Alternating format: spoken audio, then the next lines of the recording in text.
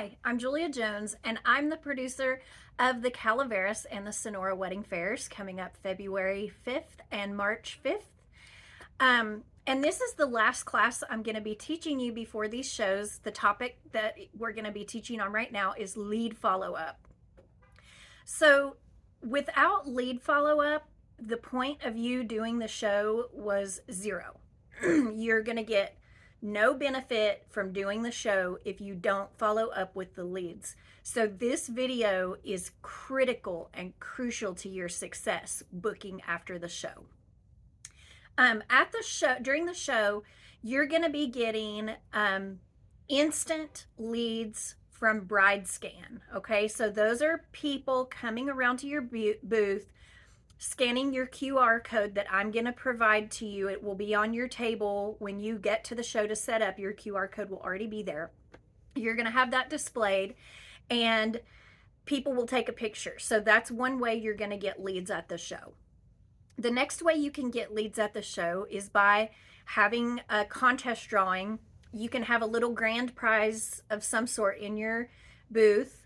I'm going to be sending out a later email after this with information on how we're going to do grand prizes. But if you want a little something that they can win in your booth, they can fill out a little form and drop it in the bowl, and that's another way to get a lead. In the last video, one way I talked about getting leads is to actually book people for an appointment of some sort in your booth. So that's another way of getting the leads. At the registration table, we are registering every person that comes to the show, whether it's a bride, a groom, a mom, a dad, a bridesmaid, best friend, whoever. All of those people are going to get registered as they come through the door. So after the show, we're going to type that up into an Excel spreadsheet and also save it out as a PDF. And we'll be sending that out to you after the show attached to an email. So you'll also get the list of every single person who walked through the show. So that way, after the show, you're going to classify your leads according to how you got them. The leads that you got from people scanning your QR code and the leads that you got from booking appointments with people are your what we call hot leads. So that's the low-hanging fruit, the people that are going to be easiest to book. So that's going to be your hot leads list. The people who entered to win a grand prize in your booth only wrote their name on that paper because they wanted to win a prize. That does not mean that it's not a legitimate sales lead for you, because it very well could be. But with those leads, you had seen in a past video that I also recommend having some kind of thing that you offer after a show where, hey, everybody that registered for my grand prize that didn't win the grand prize is going to get this other prize instead, which is a lower grade prize. But at least that's a way to re-engage that list of leads with your products and services. So that's your next tier. So you've got your hot leads, you've got your leads that wanted your grand prize, and then you've got the leads that was everybody else who attended the show. Okay, and so lead follow up, you obviously want to start first with the hot leads because that's your easiest booking. For me, talking about sales strategy, when I'm selling the booth spaces for the show, I start with those of you who were vendors at the last show. I start with that list of people as my hot leads because it's people who know the value of the show. You saw the show, you saw it was busy, you saw how many leads we got. That's my hot leads list. So I start with that list first, and I have some kind of incentive. If you get in or get your contract in within 1 week, you get this extra deal, whatever you can use to entice those people.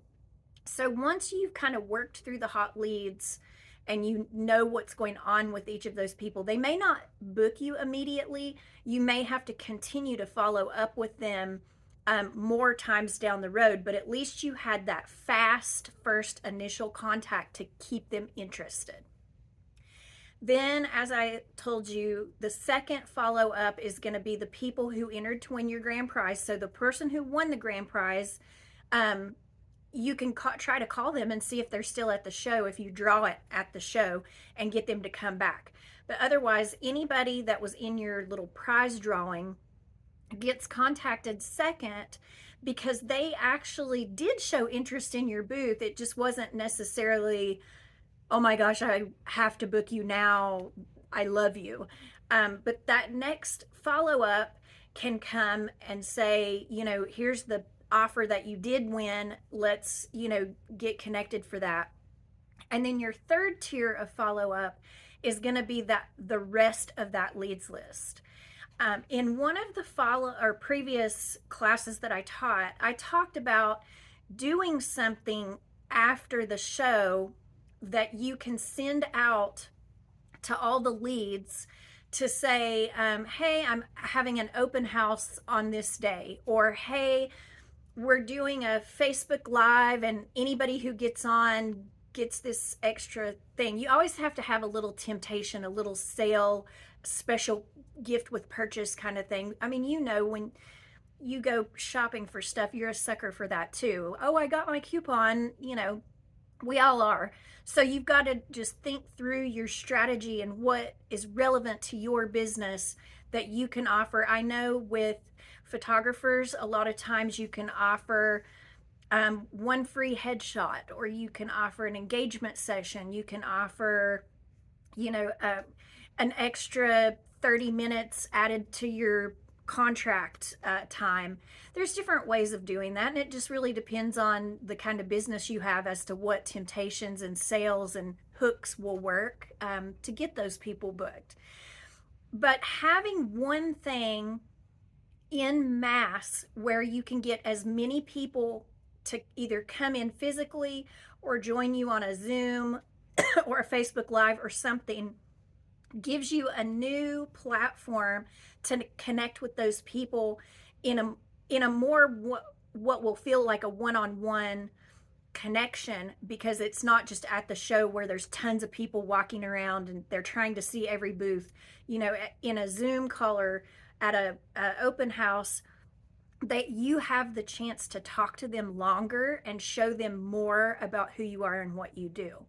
Okay, now I will say this: some people respond to emails, some people respond to voicemails or phone calls, some people respond to text messages, some people respond to a message on Facebook or Instagram. Different people respond different ways. So in your process of lead follow up, you have to hit all of those leads with every form of contact possible, because you don't know that person's preferred style of communication. So you've got to kind of come at them with everything. Now you space it out, obviously, so that you're not driving them absolutely stark raving mad where they want to delete you, but you're contacting them often enough that you're fresh in their mind, they know what you have to offer, and you have opportunity to speak to them in whatever platform fits them best.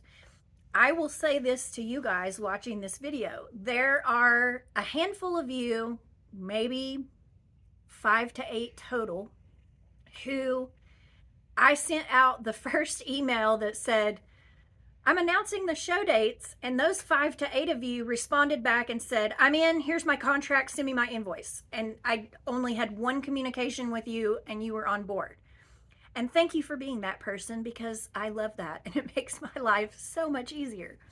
But how many of you know that most people that you're trying to connect with, customer to vendor, don't respond that fast? On average in marketing, they say it takes 5 to 8 contacts before someone will respond to you. They delete your first email, and then they don't like taking phone calls, and finally they responded to your text message and they said, I'll think about it. And then you have to follow up. What are your thoughts? If you don't follow up soon enough to say, What are your thoughts about the information that I sent you? There start to get doubts running in their mind where they say, and you guys know, you probably did this with the show. Well, it's expensive to do a show. What if I don't book anything from it, then I don't get my money back? Well, the bride and groom are sitting there thinking that about you. His package is so expensive. What if there's a better DJ out there for a lesser price and we book this guy and then find out we made a mistake? I mean, the doubts about selling in a customer's mind come no matter what industry you're in and what it is you're trying to sell to that customer. They're going to have doubts and objections. And your job in selling to them is to reach out and listen. So, first, listen, don't talk. Listen to what their doubts, fears, and objections are. And you help them decide if you're the right fit for them. You can overcome their objections by saying, you know, if you want to add an extra half hour to your package, fine. Or if you want to have your flowers look this other way, then that's okay. Help tell them what's unique about you, what you offer that's going to fit their needs and overcome those fears and objections. Once you do that, then you're going to go into a phase where you can actually get a contract out of that person or make the sale. The point is, you can't be the person that gets a booth in the show and I've taught you this many classes and then you don't do what I say. And then when I call you to rebook you for the next show and you say, oh, but Julia, I got my booth for the last show and I didn't get any bookings. And then I say to you, okay, what was your lead follow-up like? And you say, well, I sent out that one email and no one responded. Okay, that's a lead follow-up problem. That's a problem with what your sales strategy was at the show. That's a problem with how you've determined to sell to each category of person that's at the show, all these videos that I'm teaching you. So if you combine those together and you do your lead follow-up, it will work. 100% it will work. You will get bookings out of this, I guarantee you. If you have questions about lead follow-up, please reach out to me directly because I absolutely can help you with ideas that fit custom to your business that will speak to people. But without lead follow-up, you will not get bookings. So this is super important. I wish you all the success at the show. I'm so happy that you joined us for this exciting event. We are really looking forward to it. And again, if you have questions, please let me know because I can and will help you, and I want you to be successful. Thank you so much, and I'll see you in February.